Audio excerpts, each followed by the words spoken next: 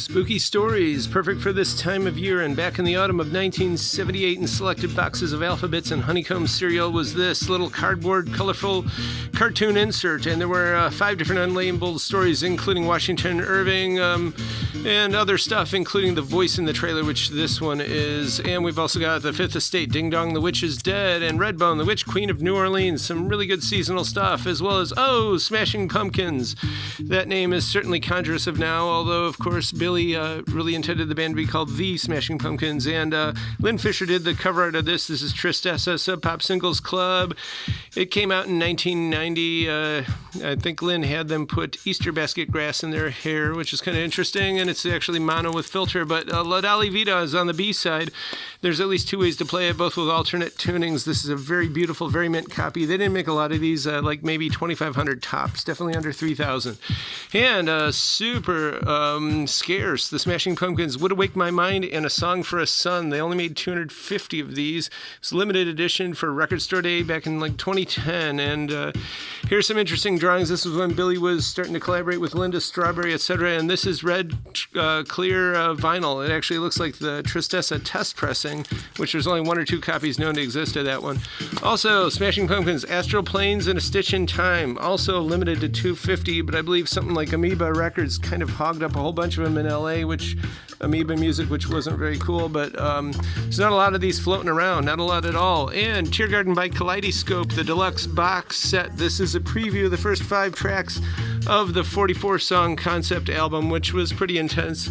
Inside of it is a beautiful turquoise record with 1 track on it, and I believe the other side is John Cage's 433, an excerpt. And this looks like something found in an old sea chest in Nantucket or East Dennis, Cape Cod, but this has got 5 tracks on this CD, like Song for a Son, Stitch in Time, Astral Planes, etc. And there is also a little marble obelisk, so you can place this where you need to. Pretty intense and amazing. Also, Smashing Pumpkins Siamese Singles. This was a box thing that came out in early 94. Comes with only one 7-inch record, Rocket, and on the B-side of this is Never Let Me Down. They're doing Depeche Mode here, so this is pretty intense.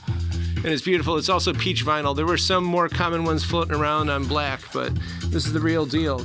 We've also got Autobahn, Kraftwerk. We've got 12 Days of Cleveland Brown Christmas, 2001 Polkas. This is actually, I think, it's one of the best polka tracks ever. This is the Stanley Kubrick of polka. It's amazing. Jingle Bells by the Singing Dogs, and it sounds really synthy, like Ferris Bueller playing around with a synthesizer. It's classic. And Lynn Sheldon, Beaufort Goes Where Santa Goes, and Rabbits Have a Christmas. Of course, that's Cleveland's Barnaby, so that's pretty classic. He did that back in the 50s. And the Mattis Brothers, Who Stole the Kishka?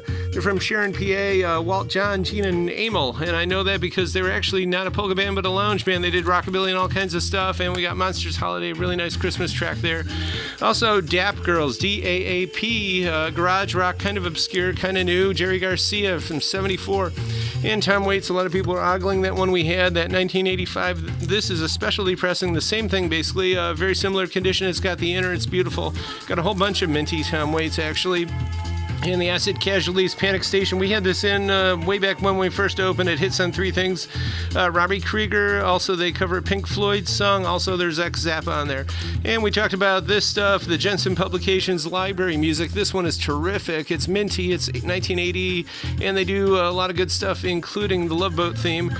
Kissing the Pink. It's some synth pop from 83. And, of course, some new wave there with Blondie. And we got all kinds of new wave. Here's some new wave from Windsor. So, actually, not very far from here, and from Germany, Nina, the NDW, part of that Neue Deutsche Wave movement. Cody Jenks, this is pretty minty stuff. Saga, some prog from 1980, I believe. Purple Rain, and some indie rock from 2020. Emily Wells and Aretha Soul, what is it called? Soul Sister, and Adam Lambert. This is mint. It's original. It's got Ghost Town and all the other hits.